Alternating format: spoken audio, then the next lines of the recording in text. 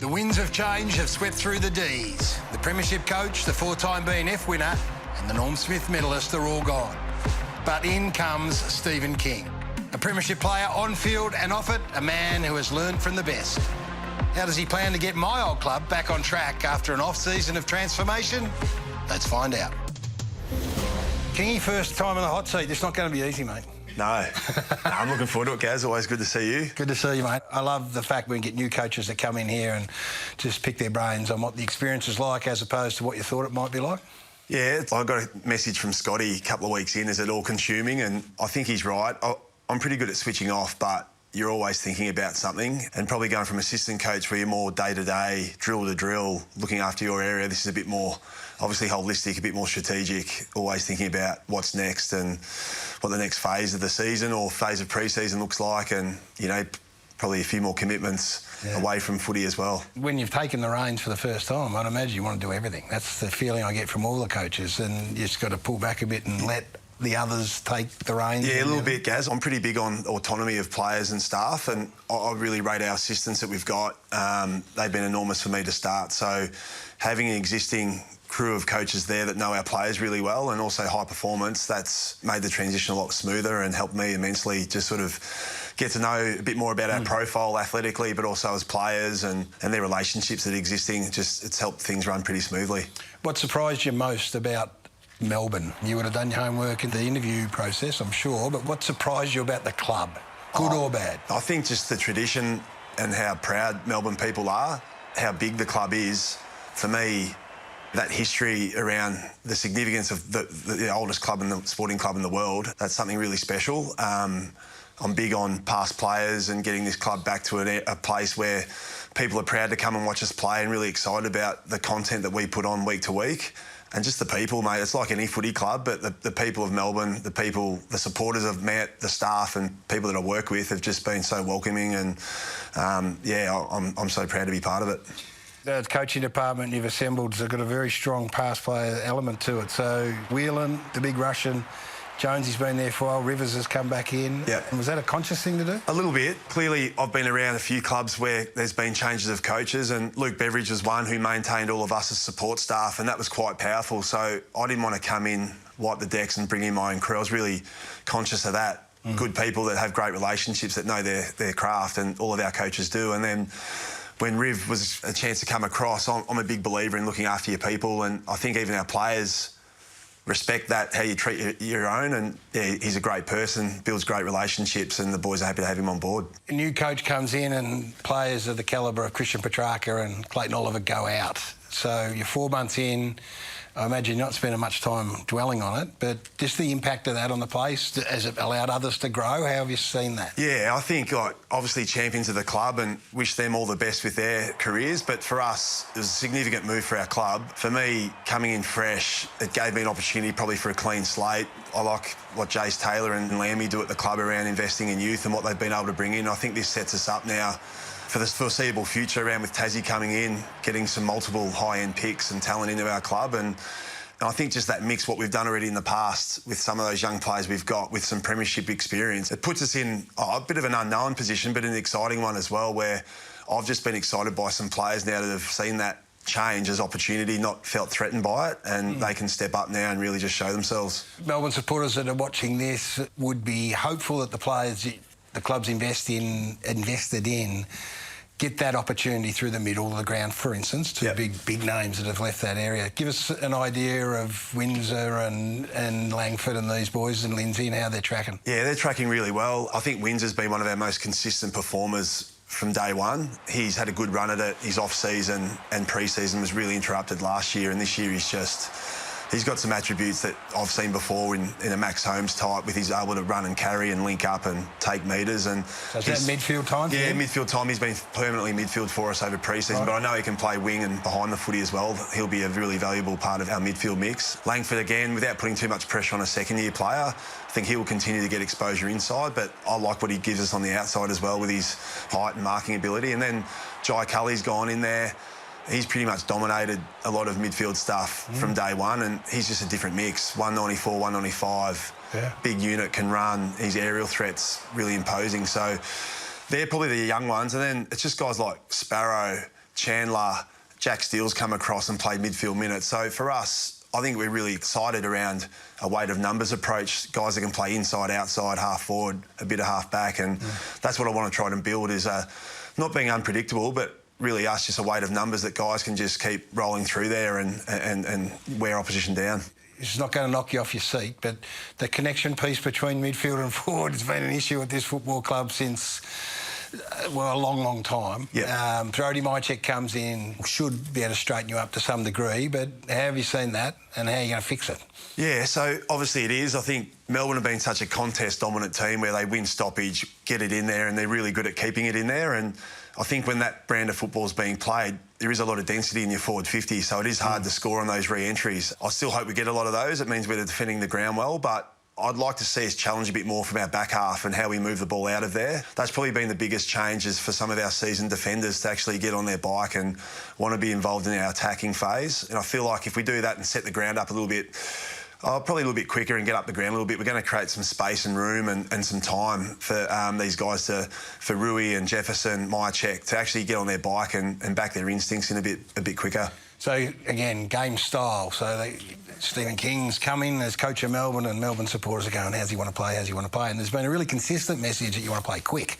And there's more to it than that, I'm sure. Yeah, quick's one part of it, Gaz. I think we want to be a team that can beat you a number of ways. So if an opposition takes one thing off us, we can try a different avenue. So for me, it's just about exploring where our outnumber and where our advantage is, and that could be contest, it could be off the line, it could be inside through the corridor. I think the best teams have it all on the table and you pick your poison. You might defend the corridor, they go around you or they go through you. So for me, it's just I've probably let go of a bit of control and opened it up to the players to play on instinct, take what the game gives us a bit with ball in hand. So try not to bunker them down too much with content or X and O's. It's more being around know your own game, know what you've got as a weapon, as a player, and just take what the game gives you. So what looks for Cozzy might look completely different to a couple of others, but you're the experts, you're out there, trust them. Yeah, it's a really impressive group of coaches that you've coached under and with. So it's Bomber, it's Ross, it's Dimmer, to Chris Scott. I mean, that's elite coaching company to learn from. Yeah. Which of those are you going to relate to most? Oh, all of them a bit, mate. I think the value of going back to Geelong through that lens of a player leaving, coming back as a coach, and just seeing how that sustainability of their environment's been able to withstand time and the constraints of what an even competition throws at you. That was really impressive. All coaches I've learned under, Ross's intensity and work ethic, you know, Dimmer's game plan when I was only there for a short time, but you can see what that's coming to life now. So for me, I don't want to take one thing and cut and paste and make it a second Geelong. It's got to be uniquely Melbourne. So for me, it's probably just a bit of everything and everyone, but I want to do it my own way and through the autonomy, through a relaxed environment where players feel safe to make mistakes, but really want to get to work every day and be enthusiastic about that. I've heard you use autonomy a lot since coming on, which is something that we admire from afar about the Cats and the way they set up and, you know, treated like adults, treated like, you know, mature men and make decisions, you know, for good or bad. Does that style of coaching or that level of trust and autonomy, is it transferable or do you have to earn the right to have that imposed upon you? Yeah, look, I've got doubts myself how it's going to go under the real pressure and am I going to stay true to that? And that's something I want to pride myself on and not sway and get bunkered down by the nitty-gritty and lose my control of myself or lose patience with others and not trust people. So it's easy to say that now in February. And, yeah, I'm sure I'll have good people around me to make sure I stay the course because I want to do it my way and I want my players to feel that consistency. You know, every Monday, whether we win or lose, it's a safe place to come to and we're here to learn, get better and then challenge the next opposition that we face and not get bunkered down by looking backwards at what could have been, just move on. But there'll still be non-negotiables for me, Gaz, around, you know, I want us to be selfless, ruthless and connected with the way we play and I want us a team that is unconditional with our two-way run and our attack on the footy and our attack on the man, but I want us to be brave enough to attack the opposition as well. Max Gawn's importance to this side is probably unprecedented in lots of ways. So the thought of not having him at any stage for Melbourne supporters being, you know, scary. How do you manage him where he's at? What's the support process look for? And, you know, you're uniquely placed to talk about this. Yeah. I think for Max he's an animal in terms of the way he works and trains. So he doesn't want to get managed even throughout pre-season. He wants to do as much as he can and maintain that standing he has in the game and not let age dictate the way he plays. So you've got to admire him with that, and he's a competitive beast. So He's got a great relationship with our high-performance team and our medical team, and he knows himself really well. So just in terms of managing him, it's more just treasure him while we've got him. I'm not going to bash and crash him and overuse him. I think we have to be smart with what we do with him, and it's just whether that fifth player on the bench allows us an opportunity to look at, Max Heath's come across from St Kilda. We've got Aidan Johnson there. Tom Campbell, unfortunately, is injured at the moment, but can we use that to relieve Max and chop him out at times? Yeah, but Max is someone that's not going to want to just sit down and play 50%, that's for sure. The great ones don't. Is he a forward option?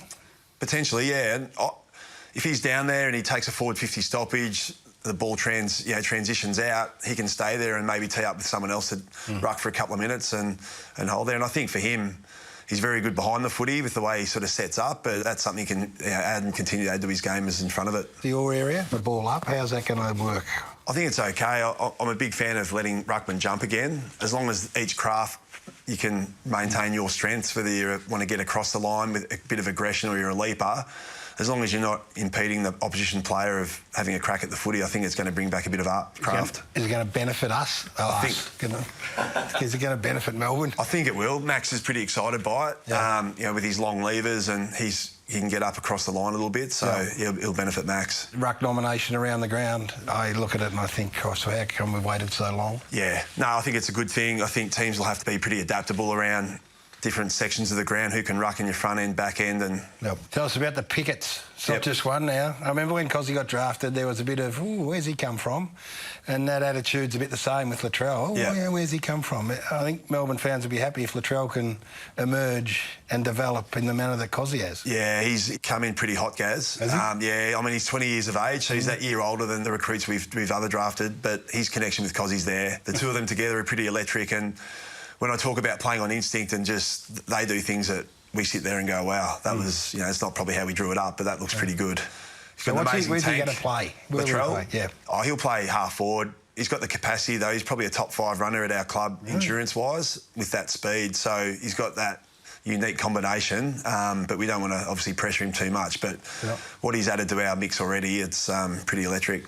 And will it allow Cozzy to spend a bit more time up through the middle? I know he's transitioned there last year, and every time he went in there, something great happened. Yeah. What sort of split would you be looking at? Oh, that's a hard one. We're still sort of finding out that mix now. He'll attend a lot of centre bounces just because of his speed and ability to read that loose ball as quick as anyone, and that's where he does his best work. So I think he'll get a bit of a licence to come up the ground. As you say, with Latrell there, it gives us a bit of flexibility as well. From a forward structure point of view, we touched on it briefly before. I've been a Brodie Mycheck fan for a long, long time. I love what he does. I love how he competes.